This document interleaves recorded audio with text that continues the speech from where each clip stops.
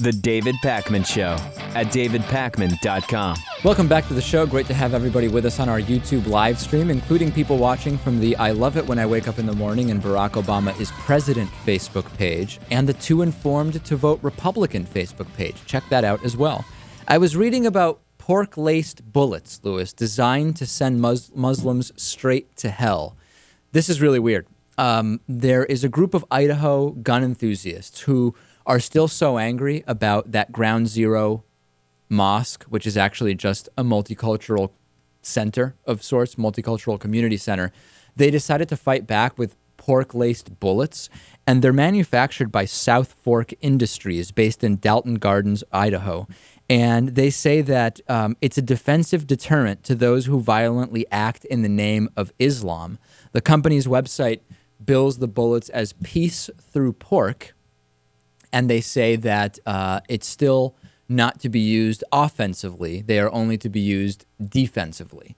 I read this and I thought this is just so incredibly stupid because, number one, if you shoot somebody with a pork-laced bullet, let's say you kill them, right? Let's say it's a Muslim.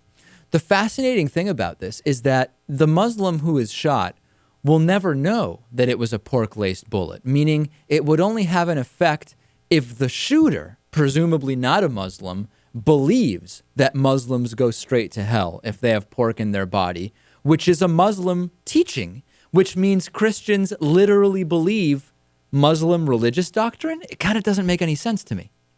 Yeah. They're not thinking it out that way. Or what, is the shooter going to warn someone who's attacking him, hey, you better stop, I've got pork bullets. Right. And who's going to believe them?